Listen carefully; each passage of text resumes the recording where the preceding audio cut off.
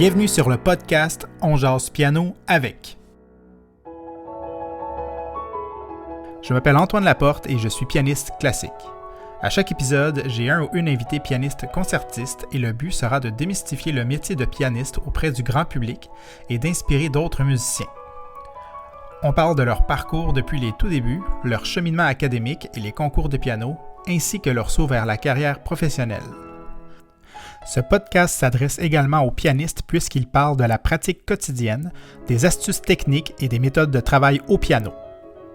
On parle aussi des intérêts divers des invités qui nourrissent leur pratique, ou bien qui leur apportent une bouffée d'air frais et un recul nécessaire afin d'y revenir avec plus de joie et d'engouement.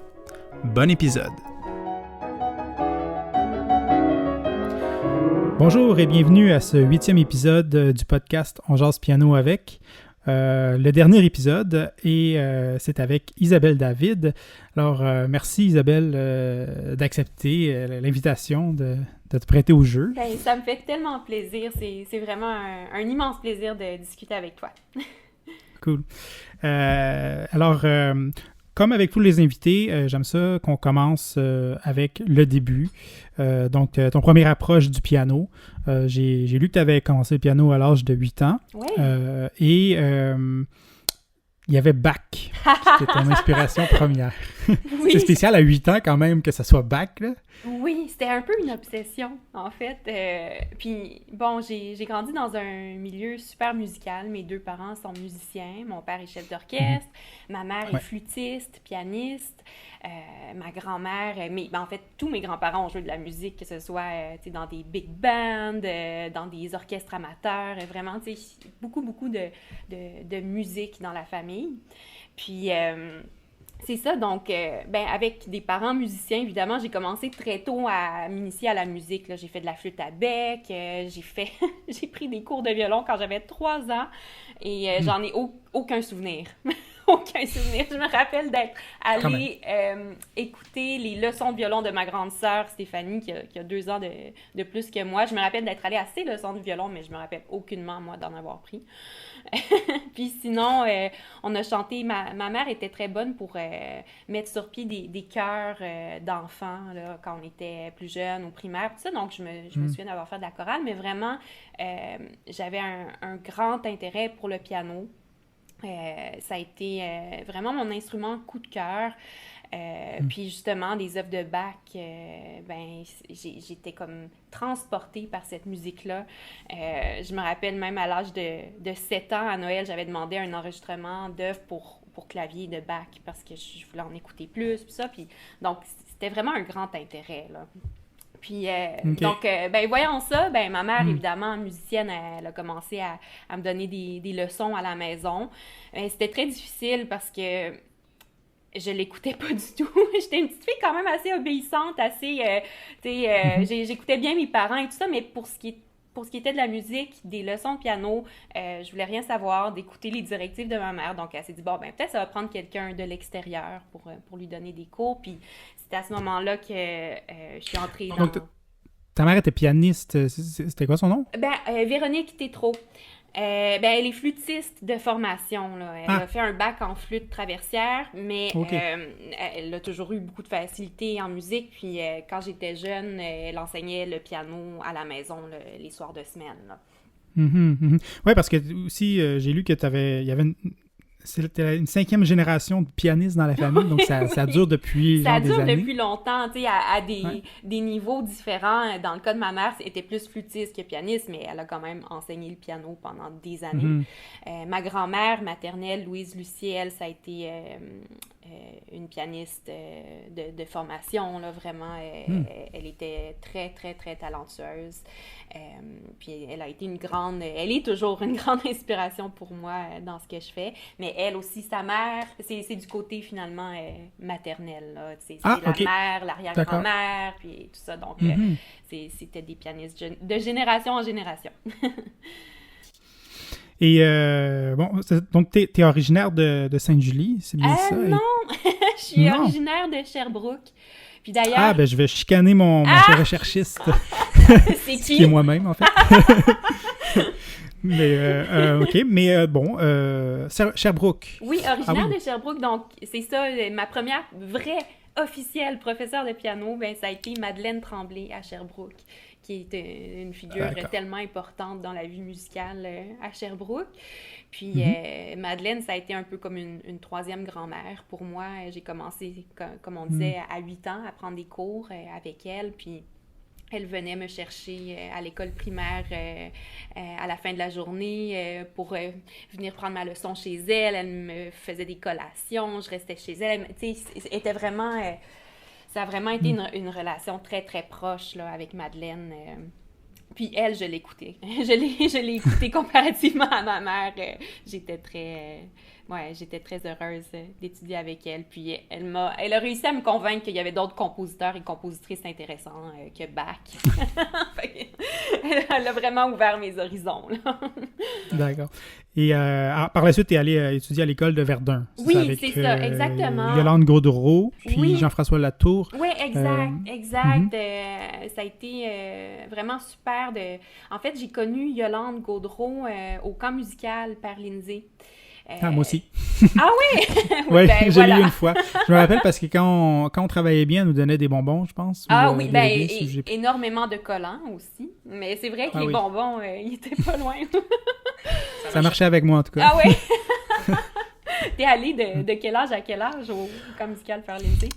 Je suis allé à 12 ans puis à 13 ans, les deux étés. OK. Ouais. Bon. C'était moi, je suis en 90, donc ça devait être en 2002-2003. Ben, quelle session, parce que j'étais là ces étés-là aussi. Ah oui? Ouais. Deuxième session, moi. Ah, bon, ben moi, ça a toujours été la 4e, donc on n'a jamais été ensemble. Donc, t'as connu le Père Lindsay aussi. Oui, la chorale du matin, les crêpes aussi, tous les matins, toujours des crêpes. Avec Bob le chef. Oui, c'est ça. Puis non, il est arrivé une drôle d'histoire. Bon, je savais pas que j'allais raconter ça un jour, mais à un moment donné, dans le cours d'opéra, il y avait plusieurs cours, là. C'était le fun. Répertoire, opéra, danse, oui. Puis il m'a emmené à un cours d'opéra. Je pense qu'on avait fait des mauvais coups. J'avais fait un mauvais coup, je sais pas quoi, là. Puis la madame, la prof, je ne sais plus son nom, mais je pense qu'elle chante encore aujourd'hui. Oui. Ouais. Est-ce qu'on la nomme?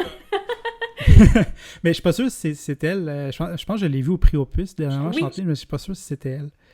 C'était elle. Oui, c'était elle. Oui, Mariannick Béliveau, c'est ça? Voilà, oui. Voilà. C'est ça. Ça doit être ça. En tout cas, elle donnait le cours d'opéra, puis c'était Carmen. Puis en tout cas, elle m'a dit, c'est quoi ton nom? Puis j'ai dit Jerry. Puis là, c'était un running gag. Puis là, tout le monde dans le camp disait « Ah, Jerry, lui, c'est Jerry. » Puis là, c'était vraiment, vraiment comme le running gag. Même l'année d'après, quand je suis revenu, les gens, ils s'en souvenaient encore, puis ils m'appelaient Jerry. C'est tellement drôle. Ouais. Les anecdotes de camp. Ouais. Mais non, mais tu sais, je sais pas pour toi, mais tu sais, les camps comme ça, tu sais, le camp du Père Lindsay, pour moi, c'était la première fois que je m'en allais dans une place où est-ce qu'il y avait plein de jeunes qui faisaient de la musique, sérieusement, là, puis ça avait été un choc pour moi, là, dans le bon sens. Là. Oui! C'était tellement motivant. Ben, pour moi aussi, c'était la même chose, tu sais, on passait l'année à l'école primaire, puis on faisait nos cours de musique en parascolaire, finalement. Puis d'arriver l'été, puis de se retrouver avec plein de gens qui étaient des grands amoureux de la musique, puis d'être... non, c'était vraiment des étés extraordinaires. Là. Ouais. Donc, tu as aussi eu Jean-François Latour par la suite. Lui, je l'avais rencontré à Hartford. Super professeur, là, super musicien aussi. Grand pianiste. Puis non, ça a été des années d'apprentissage vraiment importantes. Puis avec Jean-François, bon, il venait... je pense qu'il avait terminé ses études aux États-Unis. Puis il avait étudié, entre autres, avec Leon Fleischer. Puis c'est vraiment cette approche du piano qui a apporté, puis à laquelle il m'a initiée. Puis non, ça a vraiment été des belles années avec... Ça, c'était une école, en fait, parascolaire, où il y avait aussi musique-études? Non, c'était quand même très intensif, là, ce qu'on faisait, mais c'était à l'École de musique de Verdun, qui est toujours sous la direction de Yolande Gaudreau. Puis c'est ça, donc on prenait tous nos cours à Verdun, que ce soit les cours d'instruments, les cours de théorie, de solfège, dictée, histoire, tout ça. Puis en parallèle, ben je faisais les examens puis mes études de Vincent d'Indy, finalement. Là. Je pense que c'était il appelait ça le lauréat, je pense, en tout cas. Ah, d'accord. Est-ce que c'est eux aussi qui organisaient le concours de piano? L'inter-élève, exactement. Oui, il y avait un concours. Ben, c'était le concours de Montréal, qui appelait ça. C'était à l'île des Sœurs ou Verdun? Oui, c'est vrai. Le festival classique, ou en tout cas, je me souviens plus du nom. Je me souviens plus du nom, mais où. Puis, en tout cas, il me semble que c'était à Verdun. Il était impliqué. Je m'en souviens plus. Bon. C'est ça. Puis, pour continuer, donc, tu as fait ton programme à Vincent d'Indy, dans le fond, lauréat. Et est-ce que c'était parce qu'après, tu es allé à l'université, est-ce que tu as fait cégep en musique aussi, ou tu es allé directement au baccalauréat après? Directement au baccalauréat. Okay. C'est ça. En ayant fait intensivement les examens de Vincent d'Indy, puis ça, c'était comme une suite quand même assez naturelle là, d'entrer au bac. Mm-hmm. En sachant aussi que je voulais faire des études en musique, de toute façon. C'était clair, si j'avais été moins sûre, ou si j'avais voulu peut-être étudier dans d'autres choses, j'aurais peut-être fait quelque chose de différent, mais comme c'était clair dans ma tête que depuis très jeune, depuis Madeleine Tremblay à Sherbrooke, depuis que j'avais 8 ans, c'était vraiment ma grande passion, ma motivation de faire ça. Donc. Super. Et après, tu es allé donc faire ton baccalauréat à McGill. Oui. Et un petit tour au conservatoire aussi. Je me rappelle qu'on s'était croisés un petit peu. Oui. Et ensuite, t'es parti faire ta maîtrise au NEC, au New England Conservatory. Oui, NEC. À Boston. Oui, à Boston. Ouais. Oui, ça a été... Ben, c'est ça, tu sais, pendant...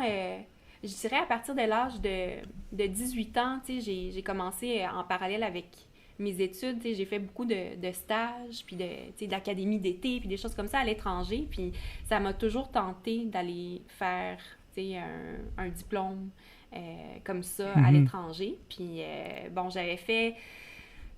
À l'époque, tu sais, début vingtaine, entre autres, il y avait l'école Adamante au Vermont, où est-ce que, j'avais étudié là quelques étés. Sinon, c'est ça, j'avais fait quelques stages aussi en Europe, en France, en Pologne, en Autriche, en Allemagne. Donc, tu sais, c'était toutes des places que, C'était prenais beaucoup. Puis t'avais joué avec l'Orchestre des Jeunes de Suisse. L'Orchestre de Fribourg. Oui, l'Orchestre des Jeunes de Fribourg, oui. Ça, c'était quand j'avais 18 ans, puis c'est un collègue, un ancien collègue d'études de mon père, Théophanis Kapsopoulos, qui est le chef de l'Orchestre des Jeunes de Fribourg, puis il a eu envie de faire un projet père-fille avec mon père qui est venu diriger, puis moi qui ai joué la Malédiction de Liszt, qui est une œuvre assez obscure, mais vraiment cool. C'est pas Totental? Non, c'est pas celle-là. C'est vraiment c'est une œuvre pour orchestre de chambre, donc à cordes, il n'y a pas de vent là-dedans. Orchestre de chambre et piano. Et c'est très... la partie de soliste est très, très, très... très touffue. Magnifique. Magnifique. Mais c'est très chargé, là. C'est du Liszt à son plus chargé, mais c'était vraiment le fun. C'est une vraie malédiction, cette œuvre. Et oui, donc, tu as travaillé pas mal avec Gabriel Chodos pendant ta maîtrise. Ça fait 2 ans, dans le fond, à Boston? Oui, c'était 2 ans. Je suis restée 2 ans à Boston. Puis j'ai complété ma maîtrise là-bas, dans la classe de Gabriel Chodos. Puis ceci dit, ça a été une grande expérience musicale pour moi d'être là, de côtoyer autant de musiciens de partout dans le monde. Puis ça a été quand même assez marquant.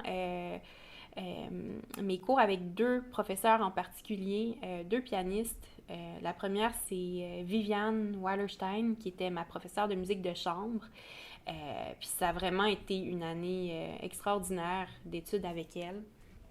C'est un peu comme, pour moi, ici, c'est un peu le paradis de la musique de chambre, là. Il y a tellement de bons musiciens, bons cordistes. Donc, ça a été vraiment, vraiment agréable de travailler avec Viviane, avec qui j'avais une super belle relation. Puis sinon, ça a été bien le fun en musique contemporaine. J'ai eu la chance de travailler avec Stephen Drury, qui est aussi sur la faculté de piano. Puis on a fait des projets de musique contemporaine ensemble dans ma 2e année. Là-bas, puis ça aussi, ça a été... Est-ce que c'est le Jordan Hall qui est... Oui, ça, c'est une des salles de l'école. Ils ont plein de beaux pianos dans l'école, mais c'est ça, entre autres, en musique... Ben, oui, c'est ça. C'est en musique contemporaine, j'avais fait quelque chose avec un des groupes de Stephen Drury au Jordan Hall. On avait fait une création, puis toutes sortes de pièces un peu éclatées. Puis, mais non, c'est une salle extraordinaire. Le Jordan Hall, ils ont... des pianos parmi les meilleurs. Okay. Ben, parmi les meilleurs au monde, on a des beaux Steinway. L'acoustique est formidable. Puis c'est ça. Puis un de mes plus beaux souvenirs, en fait, ça a été justement de jouer au Jordan Hall. Puis lors de ma 2e année, j'ai fait le concours de musique de chambre là-bas, qui est organisé par le Quatuor Borromeo. Puis, le prix qu'on remportait, c'était de donner un concert avec eux au Jordan Hall. Donc, ça a été un de mes plus beaux souvenirs, vraiment, là-bas. Oui, en fait, c'est ça, le Borromeo String Quartet Best Artist Award. Oui! Et, on écoute un petit bout de ça? On peut écouter un petit bout de ta prestation du quintet de Shostakovich, le 3e mouvement? Avec plaisir. Oui, écoutez un petit, juste un tout petit extrait.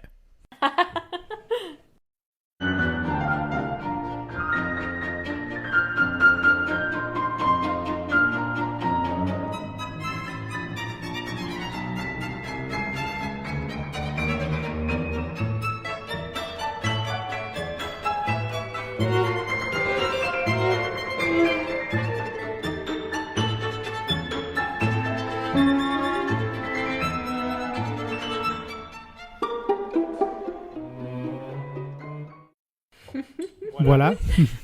Donc, c'est un beau tout petit extrait. Ouais, vous aviez joué donc, j'imagine, tout l'œuvre lors de cet événement-là. Mais oui, c'était tout le quintet qu'on a joué. Puis je trouve ça le fun de revoir la vidéo aussi. Je vois que c'est ma coloc à l'époque qui tournait mes pages, Maya. C'était vraiment sympathique. C'était un beau 2 ans, une belle vie à Boston. Et donc, après ton programme de maîtrise, tu es revenu au Québec. Oui. Et je ne sais pas si tu es embarqué directement dans ton doctorat à ce moment-là. Oui. Donc, tu as commencé un doctorat à l'UDM. Ouais. Tu as eu une bourse pour le faire, la bourse du CRSH, là, Joseph Armand Bombardier, pour ton doctorat. Ouais. Et tu as fait une thèse sur l'œuvre pour piano d'Auguste Descaries, sur lequel tu viens de sortir un album. Alors, ça a été combien d'années de travail que tu as fait là-dessus? Ça a été 4 ans, un bon 4 ans complet. Ça a été un petit peu étiré par la pandémie parce que j'ai commencé en septembre 2016. Puis c'était censé aller jusqu'au printemps, comme au mois de mai 2020. Mais en mai 2020, on était tous enfermés chez nous. Ouais. Donc, finalement, ça a étiré j'ai donné mon récital final de doctorat en octobre, fin octobre 2020. Donc, j'ai eu comme quasiment un 6 mois là, de plus. Puis, ça a été bienvenu parce que un de mes derniers projets pendant mon doc que j'ai fait, c'est en janvier 2020, j'ai eu l'idée de prendre une des œuvres qu'Auguste Descaries avait écrite, c'est la Rhapsodie canadienne. Puis j'ai eu l'idée de... en fait, c'est une œuvre qui est pour piano solo et orchestre symphonique. Puis, je l'ai donnée quelques fois, soit avec orchestre ou en version 2 pianos durant mon doc. Puis c'est une œuvre qui est tellement le fun, qui est tellement brillante, qui est appréciée. À chaque fois que je la jouais, je voyais l'enthousiasme des gens pour l'œuvre. Puis, c'est facile... oui. C'est une œuvre, en fait, je me demandais, parce que j'ai vu 2 pianos, j'ai vu pour petit orchestre, grand orchestre. Oui. Y a-t-il une version originale, la vraie? Genre, Oui, la vraie, c'est pour... Oh mon Dieu. Je pense... je suis mêlée, là. C'est-tu pour grand ou petit orchestre? OK, donc en tout cas, c'est pour orchestre. Oui. Bon, je suis pas fière, là, je m'en rappelle pas. Mais c'est... En fait, il y a comment... La première ébauche de la Rhapsodie, c'était dans les années 20, quand Descaries étudiait à Paris. Comme toi. Et puis... Ouais. Conservatoire, j'imagine, ou l'école normale, il y avait comme 2 choix. Non, je pense... je pense qu'il a fait un petit tour à l'école normale, entre autres pour les cours publics d'Alfred Cortot. Mais surtout, il s'est lié d'amitié, puis il a beaucoup travaillé avec les musiciens russes qui étaient exilés à Paris dans le temps. Donc, Léon Conus, oui, même Rachmaninoff, Mettner, ils se tenaient tous ensemble là, à l'époque. Oui, il n'y avait pas le père d'André Mathieu aussi qui était là-bas, Rodolphe Mathieu. Je me souviens pas c'était dans quelle période. Descaries, lui, c'était de 1921 à 1929. Je sais pas si Rodolphe Mathieu était en même temps. Puis, il y a Claude Champagne aussi qui est allé dans les années 20, mais ils se sont pas particulièrement tenus ensemble, je crois. Il y avait chacun leur cercle, puis Descaries... Je sais que Jacques Étu, il y a Jacques Étu qui est allé avec Dutilleux. Ah, OK. Puis Messiaen aussi sont allés voir les cours de Messiaen, mais c'était plus des cours d'analyse. OK. C'est ça, puis c'était très... C'était plus l'école française, alors que Descaries, lui, ça a vraiment été un coup de cœur pour les Russes exilés à Paris. Donc... c'est ça, donc il a composé cette Rhapsodie canadienne quand il était à Paris pour un concours canadien de, je pense que c'était le CN, ou en tout cas, c'était organisé au Canada pour mettre en valeur le folklore canadien-français. Donc c'est pour ça que l'œuvre est basée sur Marianne s'en va au moulin et Isabeau s'y promène, 2 thèmes folkloriques. D'accord. C'est ça, donc c'est aussi une des raisons pourquoi les gens aiment tant l'œuvre, c'est qu'ils reconnaissent les thèmes, puis c'est vraiment intéressant, toutes les variations qui s'en suivent, là, avec les thèmes en majeur, mineur, avec des rythmes différents, l'orchestration, l'harmonie change, donc c'est vraiment super. Donc, d'ailleurs, je pense qu'il y a Claude Champagne qui a composé, est-ce que c'est la suite canadienne? Oui, est-ce que la suite? C'est une suite, quelque chose canadien, c'est ça. Descaries, lui, il n'a rien gagné, ce concours-là, malheureusement, malgré le travail qu'il a mis sur la Rhapsodie, il n'a rien remporté, mais Claude Champagne, pour ce concours-là, avait remporté une bourse quelconque, là, mais c'était peut-être pour la suite canadienne. Mais je ne mettrais pas ma main au feu, là, faudrait le confirmer. Écoute, tant qu'à en parler, on va écouter un petit bout. OK. On va écouter un petit bout de la Rhapsodie canadienne. Oui. Donc, c'est l'arrangement que tu as fait avec Jean Saunier là, pour piano seul. Exact. Cet arrangement-là dont j'ai eu l'idée finalement en janvier 2020 pour mon récital final de doctorat qui était censé être en mai. Puis finalement, je suis bien contente d'avoir eu plus de mois avec Jean pour travailler sur cette transcription-là parce que finalement, c'est ça, tu sais, une œuvre de cette envergure-là, d'en faire une transcription pour piano solo, d'essayer de rentrer toutes les notes de l'orchestre plus les notes de la partie soliste dans 2 mains, ça a été tout un travail. Donc, j'ai pu profiter de cette extension-là là, de temps. OK. On écoute.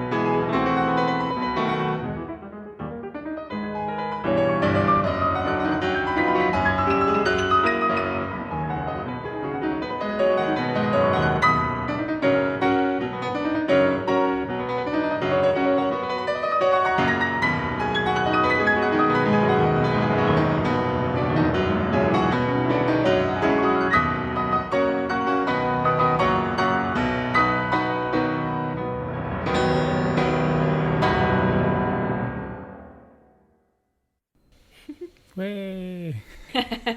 C'est intense. C'est festif! Ouais. On dirait vraiment qu'il y a 2 pianos, là. Oh mon doux, c'est fin! Merci! Je sais pas combien il y a 10 doigts, là, ou plus. On a trouvé des trucs, Jean et moi, pour essayer de faire passer le plus de notes possible. Ouais, en tout cas, c'est du grand piano, puis c'est vrai, je comprends un peu l'influence russe là, que tu parlais, là, de Rachmaninoff et tout ça. Oui, exact. Mettner aussi, puis non, c'était vraiment, il y avait vraiment une affinité avec leur expression musicale. Mm-hmm. Donc oui, ce projet d'album donc que tu as réalisé avec Leaf Music, qui est un label de Terre-Neuve. Non, de Halifax. Non. Halifax, oui. Des maritimes. Là, des maritimes, oui. Des maritimes qu'on aime tellement. Ouais. Oui. Et c'est au domaine Forget que tu as enregistré? Oui, exact. C'était en septembre 2021. L'album est paru en mai 2022, mais l'enregistrement s'est fait en septembre 2021, je pense. Puis pas trop loin de tes dates à toi, non? Toi aussi, c'était en 2021, ton double album. Oui, j'ai enregistré, c'était au mois d'août. Oui, c'est ça. Donc, août 2021. Ouais. 2021. Bon, ben, j'ai pris ton énergie qui était déjà là. Elle s'est transportée au mois de septembre dans mon enregistrement. Puis, bon, ben, c'est le fun qu'on ait fait 2 projets qui sont quand même très significatifs pour nous deux dans une période assez similaire. Les 2 qui ont fait notre thèse de doc sur ça aussi. Oui, c'est vrai, c'était notre sujet de doctorat aussi. Donc, oui, c'est quand même puis, drôle. Les 2, on était finalistes au prix Opus dans la même catégorie. Félicitations! Bravo à toi aussi. Là. Oui. Non, c'est ça. Puis, mais parce que c'est ça, Descaries était considéré comme parce qu'il y a une catégorie classique post-romantique. En tout cas, il y avait un grand titre là. Oui, ça englobait bien des affaires. Oui. Ouais. Puis lui, tu le classerais dans quoi, post-romantique? Ouais, je pense que post-romantique, c'est ce qui est le plus proche de ce qu'il fait. Il est décédé en quelle année à peu près? Il est décédé en 1958. Ah oui, ok. Oui, c'est ça. Donc, tu sais, la Rhapsodie, la première ébauche, ça date des années 20, fin des années 20, je pense 1927, mais il a retravaillé dans les années 30, puis ça, puis il y a beaucoup de ses grandes œuvres pour piano solo qui ont été écrites dans les années 50. De la musique très tonale, qui explore beaucoup l'harmonie, mais qui reste très, très, très tonale, donc un peu à contre-courant de tout ce qui se fait dans les années 50 au Québec. Ouais, le dodécaphonisme et tout ça, Cyrielle. Oui, tu sais, on était vraiment dans le refus global, puis... OK. Mais un peu, parce que bon, je veux citer le film d'André Mathieu, tu sais, à un moment donné, j'ai juste en tête quand il frappe la poubelle là, qui descend les escaliers, puis il dit « Concerto pour poubelle et escalier ». Parce qu'il lui aussi, il aimait pas la musique de son temps qui se faisait, donc, mais bon, Descaries quand même, tu sais, son œuvre... je pense que c'est une œuvre qui est mature, là, au final aussi, qui a été écrite, puis qui a été... qui est très approfondie, qui est réfléchie, qui est sensible, puis c'est pas... Je pense pas qu'il rejetait nécessairement les courants plus modernes de la musique, tu sais, puis je sais entre autres que, bon, c'était pas le plus éclaté de tous, mais il y avait une grande admiration pour Messiaen. Il adorait son œuvre pour piano, mais en même temps, lui, comme artiste, comme musicien, sa façon de s'exprimer, c'était le vocabulaire tonal, c'était ça, sa façon de transmettre ce qu'il voulait transmettre, donc il a pas essayé d'être à la mode ou de changer son expression pour ça, mais je pense quand même qu'il respectait beaucoup ce qui se faisait, même en musique contemporaine. C'était juste pas son langage. Ouais, mais ça s'écoute super bien, puis c'est ça, tu sais, j'ai Jacques dessus dans la tête, moi. Ouais. C'est bon, quand j'étais jeune, Jacques dessus, c'est de la musique contemporaine, mais aujourd'hui, je trouve pas, là. Je trouve que c'est de la musique super, tu sais, harmonique, il y a des accords majeurs et tout ça, donc ça s'écoute vraiment, vraiment bien, là. C'est moins ardu, en tout cas, que certains autres compositeurs, où est-ce qu'ils sont plus avant-gardistes, peut-être. Même que, je pense, tu disais lui-même qu'il était traité comme un dinosaure, là, par ses pairs, là. Par ses pairs qui faisaient des choses pas mal plus éclatées. ouais, c'est ça. Non, donc, est-ce que c'est un super projet? Puis en plus, c'est un Québécois, donc... oui, un Québécois. Et surtout, c'était le professeur de piano de ma grand-mère. De ma mamie, dont on a parlé un petit peu plus tôt, qui était pianiste. Donc, en fait, cette motivation-là de faire mon doctorat, ça me vient de ma grand-mère. Oui, c'est motivant de parler d'un compositeur québécois, puis quelqu'un chez nous, puis un corpus à découvrir, c'est toujours motivant, mais le fait de faire ça en ayant en tête ma grand-mère, de connaître, juste moi, ça a été les premières fois que j'ai vu ses manuscrits, puis j'ai vu son écriture, puis ça, c'était comme avoir un contact quand même assez personnel avec un musicien qui avait eu une si grande influence dans la vie de ma grand-mère. Ça a vraiment été un mentor pour elle. Donc, il y avait vraiment une motivation au-delà de la musique, là, pour moi, de faire ça. Et lui, il était compositeur. Est-ce que, bon, de toute évidence, pianiste. Est-ce qu'il était aussi pianiste concertiste, mettons, comme, je sais pas, Rachmaninoff, qui pouvait aussi jouer d'autres œuvres d'autres compositeurs? C'était ses aspirations, en fait. Il a été formé comme pianiste d'abord au Québec avec Alfred Laliberté, entre autres. Ensuite, il a remporté le prix d'Europe en 1921. C'est ce qui lui a permis d'étudier à Paris dans les années 20. Donc, il a toujours eu cet amour-là du piano, cette aspiration de donner des concerts, d'être concertiste, mais il a fait beaucoup de tout, en fait. Il a donné des concerts comme pianiste, mais il était aussi organiste. Il a eu un poste quand même assez tôt à Saint-Viateur. Quand il est rentré au Québec, il était organiste titulaire à Saint-Viateur. Évidemment, il voulait garder du temps pour composer aussi. Il a beaucoup enseigné. Il a même été, il a été très impliqué dans le premier programme de la faculté de musique de l'Université de Montréal. Il a aidé à monter le programme de piano. Il a été vice-doyen. Donc, il a eu une carrière très, très riche, mais il n'a jamais finalement, il n'a jamais fait que de l'interprétation. Il n'a jamais été concertiste à temps plein, là. Ouais. Ben, tu sais, un peu comme les musiciens de l'époque, puis même l'époque avant, souvent quand on était musicien, on était tout. Tu sais, on était pianiste. Voilà. Les pianistes, ils étaient organistes, ils étaient compositeurs, comme Pierre Ney, c'est ça. Il faisait chef d'orchestre, tout, là. Exact, c'est ça. Puis c'est pour ça aussi, j'ai l'impression que, tu sais, son style comme compositeur, c'est un peu dans cet esprit-là, tu sais, c'est l'interprète-compositeur. C'est pas que le compositeur qui a appris la musique, mais qui est plus dans ses concepts, dans ses idées, puis qui va pousser, tu sais, juste les barrières de la composition, là. Pour lui, c'était comme une extension de son expression musicale au piano, puis à l'orgue, puis... Oui, puis il pouvait toucher la matière, il la jouait, sa musique, dans le fond. Exact. Puis ça, c'est quelque chose qu'on retrouve dans toutes ses œuvres pour piano. C'est tellement bien écrit, ça tombe dans la main, c'est très... c'est de la musique qui est complexe, pianistiquement, dans certaines œuvres, mais c'est toujours hyper bien pensé pour la main. J'aimerais ça qu'on parle un peu des compétitions. Des concours, pas de la compétition, mais des concours que tu as fait. Ça en a fait beaucoup. Oui. Il y a plusieurs prix, là, mais je vais peut-être pas tous les nommer, mais il y en a, Grand Prix Concours du Canada, deuxième prix de concours OSM en 2006, prix la Fondation Sylva Gelbert, qui est une bourse de perfectionnement. Oui. Deuxième prix aussi au Festival Concours Pierre de Sorel, en 2012. Oui! J'étais là. Des beaux souvenirs! Oui, puis tu avais joué à Prokofiev, d'ailleurs. Et premier prix aussi, concours Hélène Roberge, qui était à Repentigny, qui est devenu la RAM par la suite. Oui. Voilà, donc, durant tout ton parcours, en tout cas jusqu'au Borromeo String Quartet, le concours que tu as fait à Boston, peux-tu nous parler un peu de tes stratégies pour approcher les concours, mettons, en différence avec, je sais pas, avec les concerts, avec les trucs plus, c'est ça, tu sais, des plus artistiques. Mais une compétition, il faut quand même qu'on reste dans la musicalité, puis tout ça, mais vraiment, il y a un côté plus entraînement, là, comme un Olympien un peu, là. Tu sais, il faut mettre les heures, il faut repousser nos limites. Comment tu approchais ça?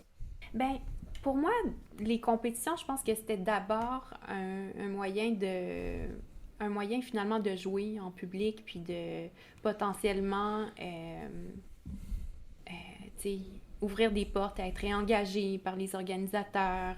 C'était vraiment comme un genre de tremplin finalement pour à la fois livrer des programmes que j'avais envie de livrer, mais aussi par la suite, peut-être avoir d'autres contrats suite à l'obtention du prix. Ou pas, là. Je veux dire, des fois, on remporte rien, mais on se lie d'amitié avec les gens, on fait des belles rencontres, que ce soit les participants ou les organisateurs. Donc, peu importe ce qu'on remporte ou ce qu'on remporte pas, je pense qu'il y a toujours des beaux liens qui peuvent se créer lors de ces événements-là. Donc, ça, pour moi, c'est les aspects positifs des concours. Puis, comment je me préparais? Je pense... je faisais mon possible, tu sais, au niveau musical, au niveau, c'est ça, au niveau pianistique, c'est sûr, l'entraînement, c'était avec les professeurs, on montait le répertoire, puis par la suite, c'était plus, plus on vieillit, plus on monte les choses par nous-mêmes, là, on est moins accompagnés. Mais un aspect, je pense que, en tout cas, moi, je pense que j'en aurais beaucoup bénéficié, puis je pense qu'on devrait en parler plus, c'est le côté de préparation mentale, le côté psychologique de la compétition.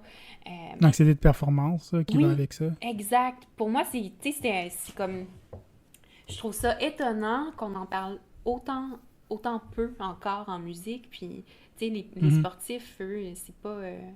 ça fait partie de l'entraînement. Quand on se présente en compétition, on se prépare mentalement, on fait de la psychologie sportive, puis psychologie de la performance, puis ça commence, j'ai l'impression, à pousser un petit peu plus dans les programmes ici et là, mais c'est pas... en tout cas, ça, c'est une grosse partie de la préparation que j'espère que les jeunes puis les générations futures vont avoir accès à plus de ressources, d'outils pour ça. Une des choses, par exemple, je pense qui m'a toujours accompagnée dans ces expériences-là, c'est une chose que mon père disait. Il disait toujours, les concours, c'est pas une fin en soi. Donc, c'était toujours ça. Finalement, ça peut être un tremplin pour autre chose, puis ça fait juste partie d'un grand tout. Puis c'est pas une fin en soi. Ouais, c'est ça, c'est quasiment un concert de plus, tu sais, puis ça nous donne un but aussi parce qu'à un moment donné, on travaille nos pièces, on les perfectionne, mais en fait, ça sera jamais vraiment ça sera jamais au point où est-ce qu'on fait comme, OK, là, je suis arrivé. Oui. C'est assez bon. Et que je l'ai, là. Oui, non, c'est ça, tu sais, c'est comme tout le temps, ça peut tout le temps être mieux, puis être plus senti... Oui, puis, tu sais, juste le fait de laisser une pièce de côté 2 semaines, 2 mois, 2 ans, on y retourne, puis il y a un regard différent, il y a un souffle différent, on a des... Donc, tu sais, il y a toujours de la nouveauté, il y a toujours de la fraîcheur qu'on peut aller chercher. Donc... Puis de rester dans le plaisir aussi, parce que se mettre la pression, et la pression aussi que les autres peuvent nous mettre, des fois, ça devient un peu lourd, là. Ah oui, c'est ça, tu sais. Puis il y a de tout, tu sais, on rencontre de tout dans ces concours-là, des gens hyper compétitifs, des gens, tu sais, des fois, c'était surprenant à quel point c'était compétitif. Et dans le même contexte, on se fait des amis pour la vie, tu sais. Puis, donc, c'est vraiment un mélange de tout. Ouais, puis tu sais, après, tu sais, par la suite, tu sais, quand on se rend compte la carrière et tout, tu sais, à quel point c'est pas facile, tu sais, de pouvoir, tu sais, trouver des concerts, puis pouvoir bien vivre de ces concerts. En fait, on se rend plus compte, rendu au bout du chemin, qu'on est tous dans la même équipe, dans le sens que, exactement. Tu sais, il faut que les gouvernements, puis il faut que la société en général valorise, tu sais, les musiciens, puis la musique de concert et tout ça, pour qu'on puisse continuer à faire notre travail, tu sais, de partager ce répertoire aux gens, de continuer à travailler, tu sais, notre art dans notre studio et tout. Puis, donc, peut-être quelque chose que je dirais aussi par rapport au concours, tu sais, c'est surtout les standards qui sont mis de l'avant dans les concours, les standards du répertoire. Puis ça, c'est quelque chose que, tu sais, j'encourage tout le monde à explorer davantage tout le répertoire qu'il y a à jouer. C'est super, là, des programmes bien construits là, dans les concours. Puis oui, il y a une logique derrière tout ça. Mais artistiquement, musicalement, il y a tellement plus à explorer. Puis c'est important de de toujours rester curieux pour trouver notre voie, finalement. Là. Oui, puisque... Oui, les concours, c'est rare que... Ben, des fois, c'est libre, donc on peut arriver avec une pièce d'un compositeur moins connu. Oui. Mais c'est vrai que... Il faut que ça soit une petite pièce, genre un petit clin d'œil, là, mais c'est ça, sinon on s'attend plus... Du moment que, ben là, c'est moins exigeant techniquement, ou c'est... Du moment que la musique est peut-être plus facile à exécuter, ben là, ça peut faire perdre des points, c'est comme... C'est un risque. C'est un risque de pas y aller avec, j'avais eu un cours avec avec Fleischer, m'a emmené masterclass à Toronto, là, puis je pense que je lui jouais le deuxième mouvement de la sonate de Beethoven, là, qui est un mouvement très lent, là, la septième sonate en ré mineur. Ah oui, magnifique. Puis, puis on a travaillé en détail, juste la base d'Alberti, la main gauche, là, sans pédale, puis tout ça, puis toutes les voix qu'on pouvait entendre. Puis là, il dit « Ça, c'est difficile ». Oui. Il dit jouer des octaves, là, ça s'appelle du bench time. Ça, c'est juste bench time! Bench time, c'est juste du temps comme de pratique, mais il dit travailler comme le legato, puis travailler comme d'entendre vraiment l'orchestre, les différentes sections d'orchestre dans ta pièce. Il dit ça, c'est la vraie difficulté. Exact. Ça, c'est pas toujours ça qu'on valorise, dans les non, c'est ça. Puis même, je pense à de la musique contemporaine, mettons, des compositeurs, des compositrices qui, c'est tellement beau ce qu'ils ont écrit, mais c'est pas nécessairement difficile à exécuter, dans le sens physique, là, parce que toute musique a sa difficulté puis son niveau de profondeur, là. Mais, on va moins mettre des œuvres comme ça de l'avant qui sont peut-être, c'est ça, moins exigeantes physiquement. Oui, je comprends. On va parler un peu des collaborations que tu as développées depuis quelques années. Il y en a peut-être qui sont plus récentes. En tout cas, il y en a une avec Yolanda Bruno. Oui. Vous aviez enregistré en 2019, je pense, The Wild Swan. Oui, exact. C'est un album, on l'a enregistré en décembre 2018, puis il est sorti un an plus tard, en décembre 2019. Donc, quelques mois avant la pandémie. Voilà. OK. Et puis, tu peux me parler. Mais en fait, c'est un CD qui était vraiment dédié à des compositrices femmes, dont Alexina Louis, Jennifer Higdon. Oui. Et il y a un extrait que je vais faire jouer, là, qui est une pièce plus indienne de Kala Ramnath. Oui. Et donc, ce projet-là est né comment, en fait? C'était une idée que vous aviez eu les deux, ou c'était des pièces que vous connaissiez déjà, ou vous dites on va vraiment élaborer un projet autour de compositrices? L'idée de jouer plus de compositrices, c'est venu d'abord par un projet d'audition pour les jeunesses musicales. On a eu le plaisir de faire une tournée en 2019, je pense. En tout cas, puis, mais on avait auditionné quand même quelques années auparavant. Puis, question de programmation et tout ça, finalement, notre tournée a été délayée un petit peu, puis c'est seulement en 2019 qu'on l'a donné. Mais, tu sais, ce type de répertoire-là a commencé à mijoter, je pense, autour de 2015-2016. Là. Donc, ça faisait ça faisait un petit bout de temps.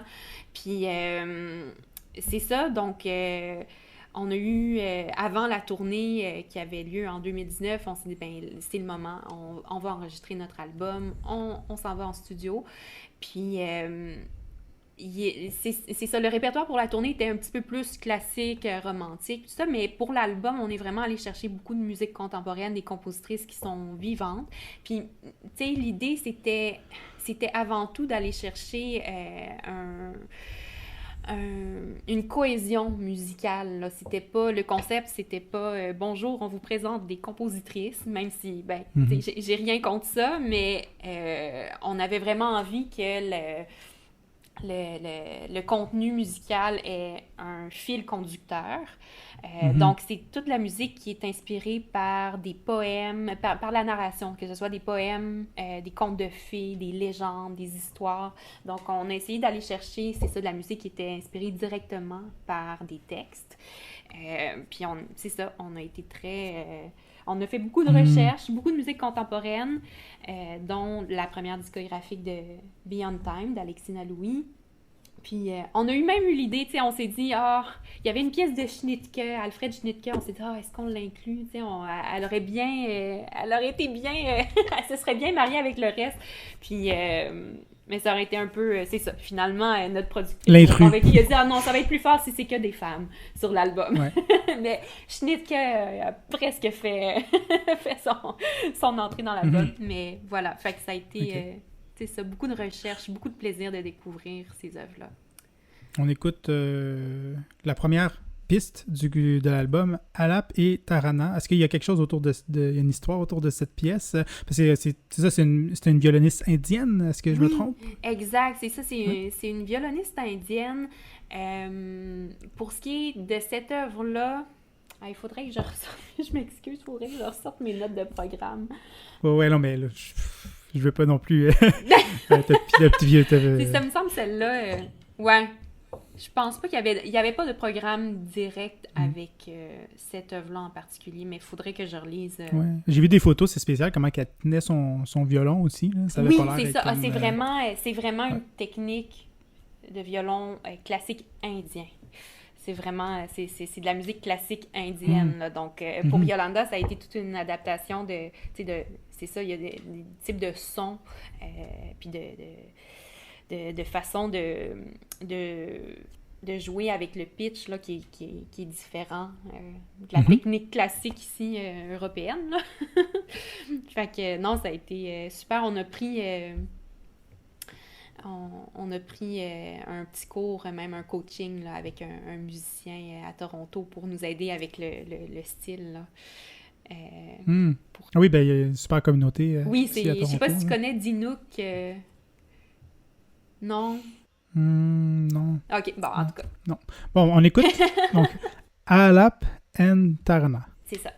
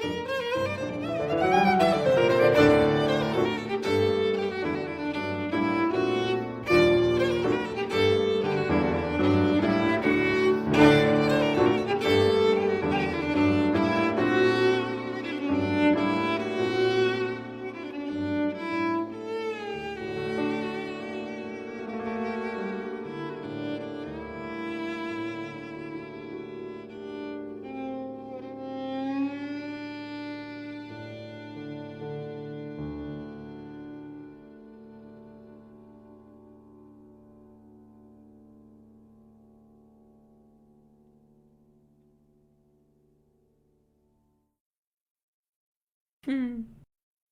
Hmm. Ah, c'est vraiment un bijou, ça.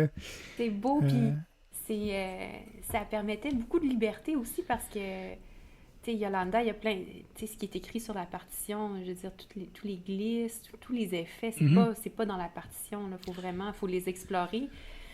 Puis la partie de piano, il y avait beaucoup finalement, tu sais, de l'improvisation préparée, finalement, parce que souvent, pour une mesure, il y avait juste un accord ou mhm. juste une note. Fait qu'il Oh, fallait OK. comme remplir, puis non, ça a vraiment été, ça a été super d'explorer ça. Mhm. Ouais, parce que c'est des modes anciens, j'imagine. Oui, c'est Ça reste quand comme même dans les demi-tons, tons. Il n'y a pas de comma ou genre de quart de ton. non, c'est ça. Il n'y en avait pas dans la partition, mais tu sais, pour se rapprocher un peu du style.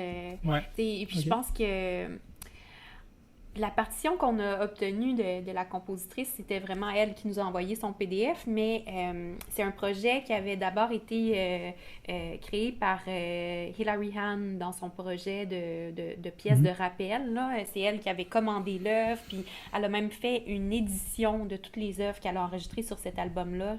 Je me souviens pas du titre de l'album, mais je pense que c'est In 27 Pieces, ou en tout cas, c'est un des derniers Mhm. albums de Hilary Hahn, puis elle a publié une partition justement avec ses notes à elle, des notes d'interprétation, puis je pense que la pièce de Kala Ramnath, il y a plus de détails dans la partition de Hilariane, justement des détails d'exécution, puis de Mhm. finalement comment la rendre avec le style. Là. Mais c'est pas celle avec laquelle on a travaillé, on a juste travaillé avec le petit PDF envoyé, tout Et épuré. c'était un choix conscient de la mettre au début du disque, parce que c'est quand même, tu sais, le reste, Ouais, musique contemporaine, Alexis Louis et tout, puis là, elle avait commencé le disque avec ça, c'était quoi, il y avait une idée derrière, est-ce qu'il y avait une idée derrière? ouais, en fait, c'était aussi de plonger nous aider à plonger dans un monde de fantaisie, finalement. On trouvait que c'était une œuvre Hmm. qui nous transportait bien dans cet univers-là de fantaisie qu'on voulait créer Hmm. avec toutes les œuvres. Puis, ce qui est intéressant, on avait envie quand même que les préludes de Lera Auerbach soient pas trop tard là, dans l'album. Il y a aussi une narration musicale là, dans le choix des pistes. Puis ce qui est intéressant, c'est que la pièce de Kalaramnat qu'on vient d'entendre finit sur un ré à la base du piano. Puis ça Hmm. enchaîne avec le Lera Auerbach qui commence sur un ré à la basse aussi, mais là Mhm. on entre dans un univers qui est complètement différent, mais il y avait quand même une suite. Ouais. On peut quasiment les enchaîner là, ensemble, ces œuvres-là.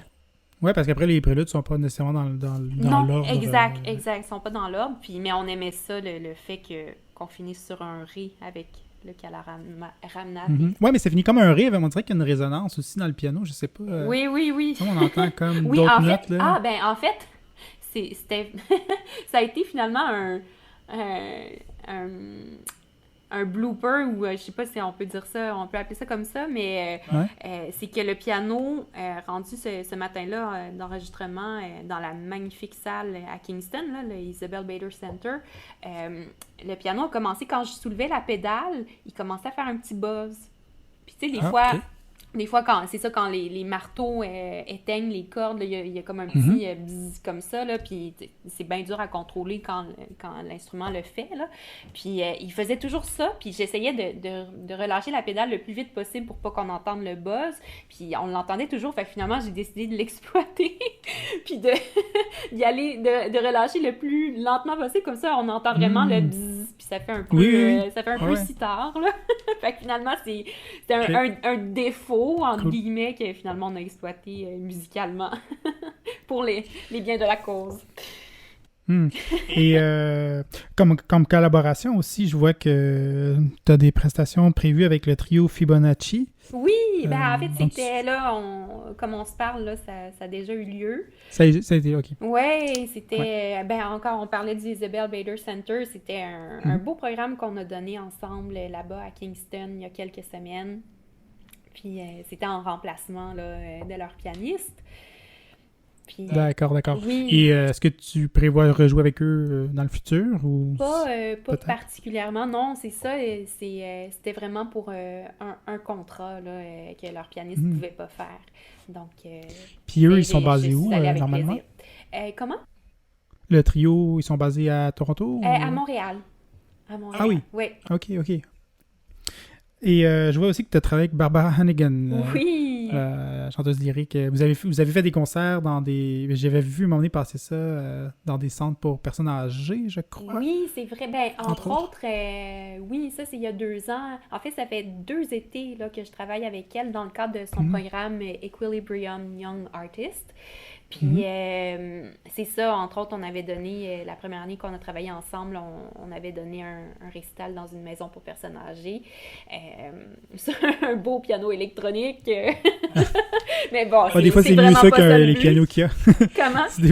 Des fois, c'est mieux ça que les vieux pianos qu'ils peuvent avoir. Oui, des fois, l'accord fait tellement pitié que c'est mieux d'avoir un piano électronique.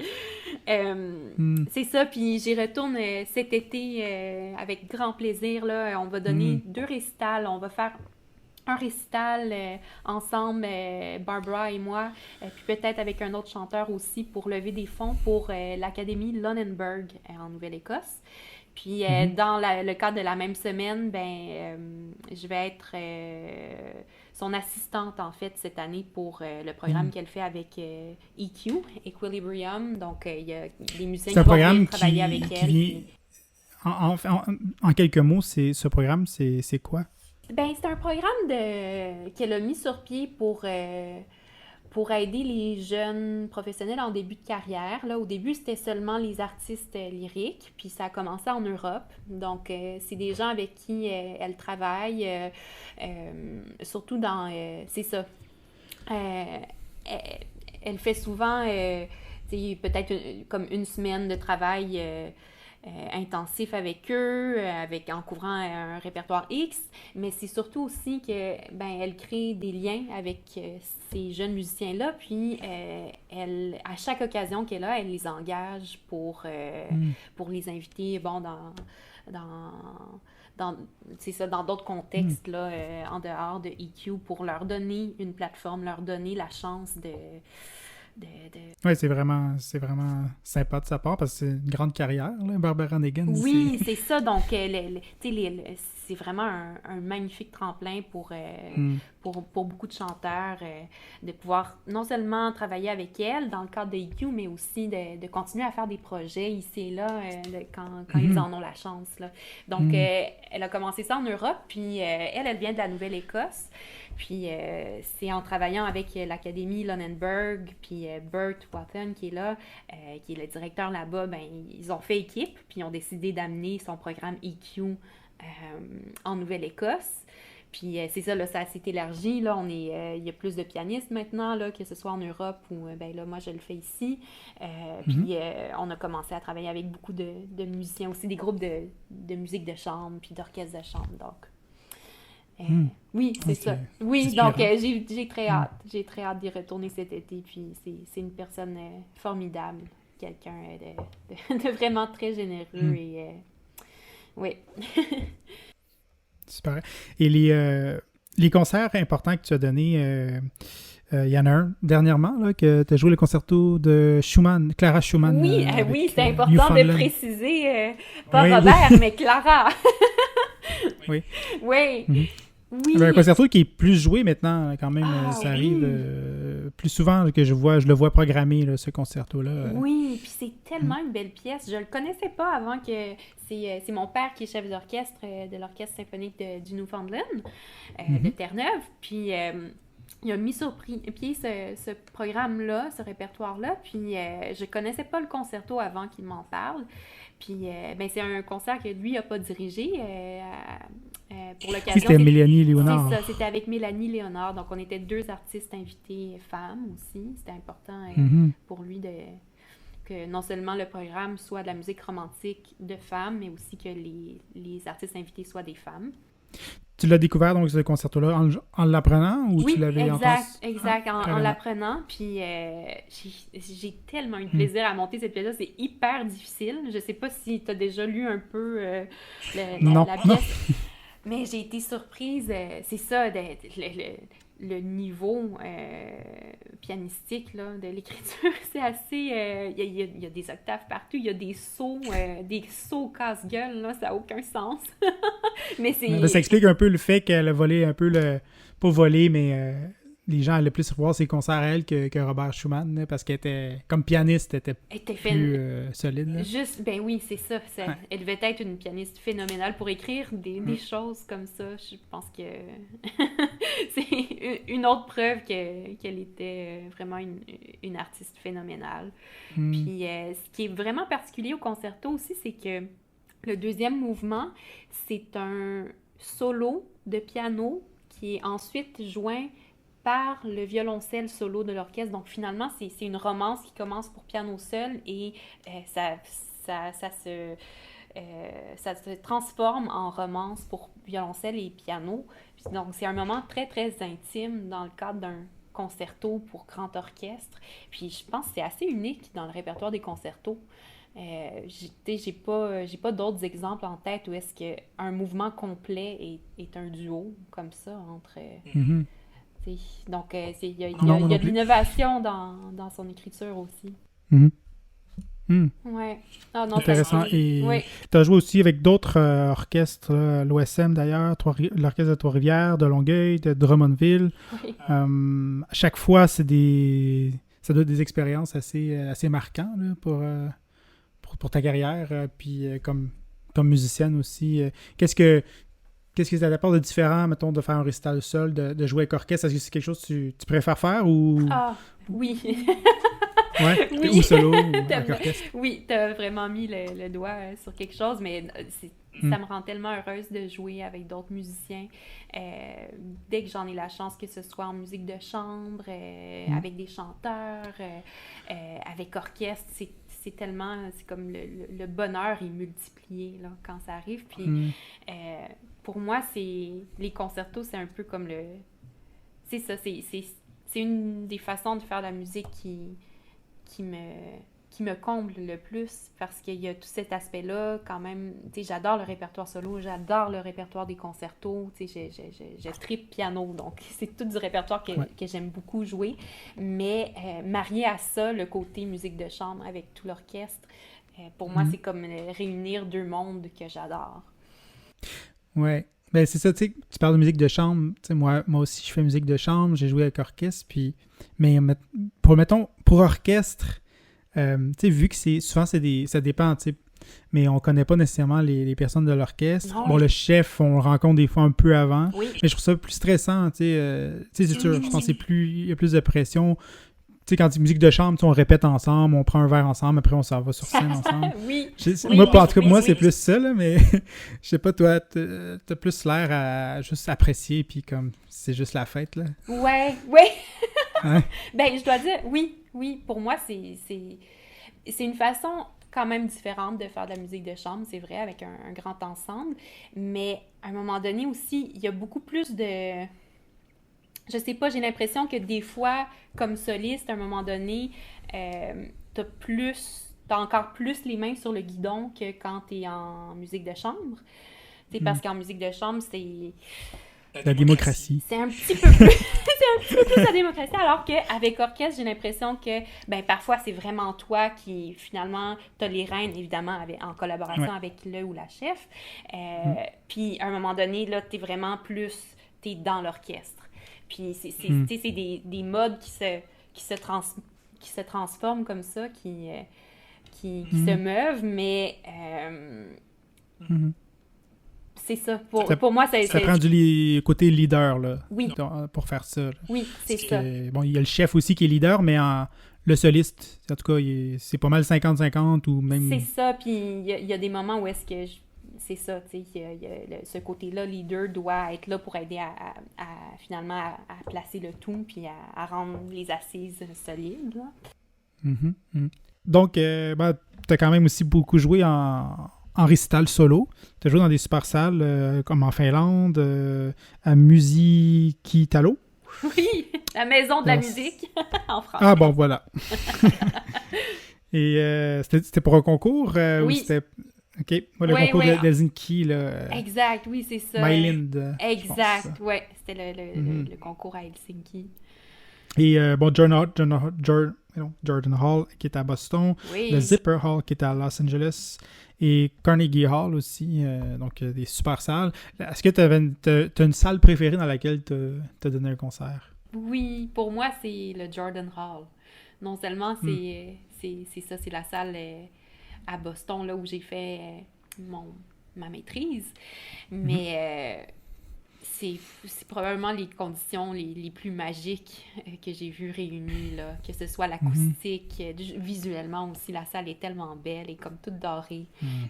Puis oui, bon, on voit les vidéos un peu, là, ouais.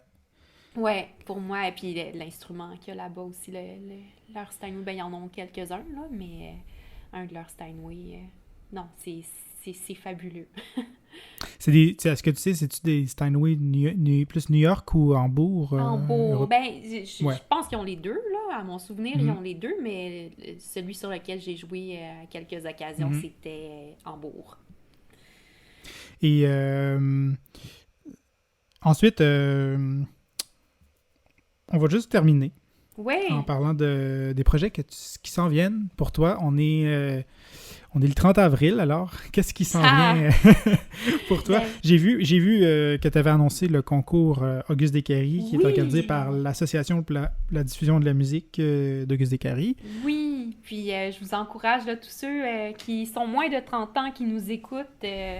inscrivez-vous, tous les pianistes de moins de 30 ans, là, je vous encourage fortement à regarder les détails sur le site de l'Association Descaries, sur le site de l'ADMAD.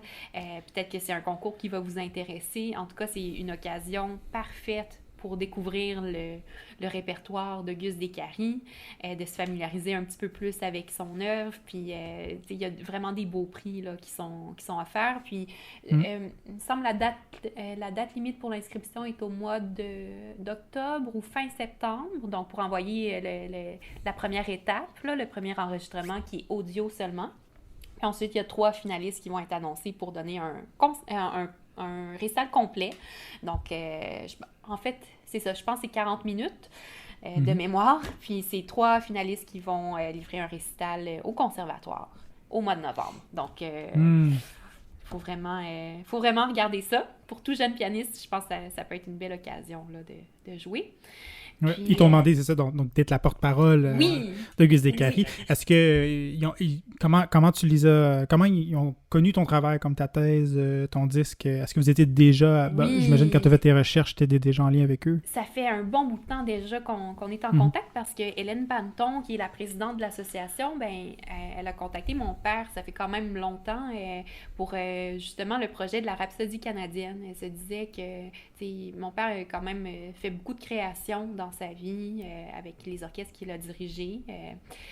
Il a même créé certaines œuvres d'André Mathieu à l'époque. Donc, elle s'est dit, peut-être que ça va intéresser Marie-David pour se pencher sur le corpus d'Auguste Descaries, faire sa Rhapsodie canadienne. Puis, elle savait pas que je connaissais Auguste Descaries et que ma grand-mère, pas du côté de mon père, mais du côté de ma mère, donc que ma grand-mère avait étudié avec Auguste Descaries. Donc, là, tous les liens se sont faits. Puis l'association a été, depuis le début, m'a beaucoup encouragée dans mes études de doctorat. Ils m'ont fourni du matériel, ils m'ont épaulé, ils ont aidé à financer mon album aussi. Donc, c'est un partenariat qui dure depuis plusieurs années. Donc, c'est avec grand bonheur là, que je participe au concours en tant que porte-parole. Puis, c'est ça, pour faire connaître l'œuvre de Descaries. En tout cas, c'est bien parce que, j'avais déjà entendu le nom de Descaries, mais pas autant que maintenant, là. Oui, donc, tant mieux! Tu fais un bon travail. Youpi! Parce que, je sais pas, est-ce que la route Descaries, est-ce que c'était en honneur de... Non, c'est ça. C'est un autre. C'est ça, c'est pas la même orthographe. Ah, ok. Dommage, quand même, ça aurait été bien. Oui, ça aurait été oui. Ouais. Mais non, c'est Descaries, le pont ouais. Le pont Claude Champagne, par exemple. Oui, c'est ça. Mais non. C'est l'autoroute, c'est D-E accent aigu, C-A-R-I-E. Puis Auguste Descaries, le compositeur, c'est D-E-S-C-A-R-R-I-E-S. Ouais, donc ça s'en vient. Sinon, ben, Ouais. comme on en a discuté un peu, le projet avec Barbara Hannigan cet été, j'y retourne avec grand plaisir. Euh, Puis ben là, on est le 30 avril, là, comme Ouais. l'épisode sera diffusé le 30 avril. Puis je vous invite à regarder la programmation de l'Usine C, parce qu'au mois de mai, on va faire un projet assez fantastique avec la compagnie Ballet Opéra Pantomime, BOP pour les intimes. C'est la compagnie d'Hubert Tanguay-Labrosse puis Alexis Reynaud. On fait un projet magnifique autour de la musique de Messiaen. C'est un projet à quatre pianos. On est 4 pianistes, 4 pianos à queue. À l'Usine C, on joue quelques extraits des 20 regards sur l'enfant Jésus de Messiaen. Ah oui, pour 4 Réarrangés pianos. Réarrangé par Bob pour 4 pianos. Puis Cédric, il y a un Cédric Delorme-Bouchard là-dedans. Oui, là. Cédric Delorme-Bouchard, c'est lui qui met en scène le tout. Donc, il y a des danseurs, il y a de l'éclairage, il y a même de la scéno. Là. Il va y avoir un monolithe au centre de l'Usine C. Ça va être... C'est quelle date, ça? Ça, il y a plusieurs dates qui sont sur mon Oui, j'ai vu, parce que je vais voir, si jamais je suis dans le coin, je viendrai. Oui, je viendrai il faut voir. absolument y aller. C'est 12-13 mai, puis le 16-17 mai. Donc, il y a 4 représentations à l'Usine C. On va en annoncer une au mois de juillet prochain aussi, mais bon, les détails à venir, pas à l'Usine C. Pour les autres pianistes, est-ce que c'est connu ou ça va être connu? Oui, c'est déjà en ligne. Il y a Mehdi Gazi qui joue, il y a moi, il y a Gaspard Tanguay-Labrosse, puis Samuel Gagnon-Blanchette. C'est mes 3 merveilleux de collègues. Québec. Ouais. Oui, puis donc à mettre à vos agendas au mois de mai à l'Usine C. Puis on va... Bon, il y a les œuvres de Messiaen qui sont au centre de l'œuvre, mais sinon, il y a une création d'Alexis Reynaud qui a écrit quelque chose spécialement pour les 4 pianos et une œuvre de Sophie Dupuis aussi. Donc, voilà. Wow. Oui, ça va être super beau. Oui, beau projet auquel j'ai très, très hâte. En tout cas, voilà, je pense qu'on a bien fait le tour. Yeah! Bravo, Antoine! C'était super intéressant. Alors, je te remercie encore beaucoup. Puis c'est vraiment impressionnant de voir tout ton parcours, ton cheminement, puis tous tes succès. Et puis j'espère que je te souhaite le meilleur pour la suite. Est-ce qu'il y aura un tome 2 d'Écarie? Mon doux! Merci pour les bons vœux. Je te souhaite la même chose aussi. Beaucoup, beaucoup de beaux projets, des belles collaborations qui vont t'enrichir, te motiver. Puis pour ce qui est d'Écarie, je pense que le prochain projet, mais là c'est un projet qui va demander beaucoup plus de financement, qui va être de plus grande envergure, mais j'aimerais tellement, tellement pouvoir mettre sur disque la Rhapsodie canadienne avec orchestre. Donc là, je suis bien contente d'avoir mis une version solo accessible sur mon premier disque qui est là, qui est diffusée, qui est faite. Puis je l'ai fait avec beaucoup de plaisir, mais de pouvoir l'enregistrer avec orchestre, ce serait vraiment un grand rêve à réaliser. Donc, je ne sais pas si ça va être le prochain album, peut-être pas, mais c'est vraiment un rêve pour moi de pouvoir le faire. Oui, donc pour Décarie, ton album, est-ce que c'était l'intégrale des œuvres pour piano ou il y a aussi d'autres œuvres? Il reste des œuvres qui n'ont jamais été endisquées. Entre autres, je pense à ses études, Opus 17, ils n'ont pas encore été gravés sur disque. Sinon, il y a quelques petites pièces, des préludes, entre autres, une berceuse, là, qui n'ont pas été encore endisquées. Il n'y a pas assez de matériel pour faire un disque complet, mais certainement, là, j'espère que dans les prochaines années, soit moi-même ou d'autres pianistes vont les intégrer à un projet de disque. Mais si tu mets la suite canadienne en orchestre, puis ensuite les autres œuvres. C'est vrai. C'est ça. Comme tu dis, la Rhapsodie canadienne, pour moi, ce serait un rêve de réaliser un enregistrement de cette œuvre-là avec orchestre. Parce que j'ai mis ma transcription pour piano solo sur disque, puis j'en suis bien contente, mais le fait de pouvoir l'enregistrer avec orchestre, puis d'en faire un disque, ce serait un très, très grand rêve que j'espère réaliser un jour. D'accord, je te le souhaite. Merci. Puis en tout cas, bonne chance en tout cas pour les prochains événements. Puis Au plaisir de se recroiser. C'est un milieu qui est quand même assez petit. Là. Oui, merci beaucoup Antoine. C'était tellement un plaisir de discuter avec toi. Puis écris-moi quand tu es à Montréal.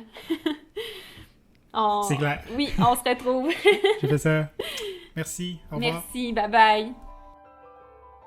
C'est déjà tout pour cet épisode avec la pianiste Isabelle David, que je remercie sincèrement pour son ouverture et sa générosité à nous partager ses projets, son parcours académique et les défis qu'elle rencontre au quotidien dans son métier de pianiste professionnel.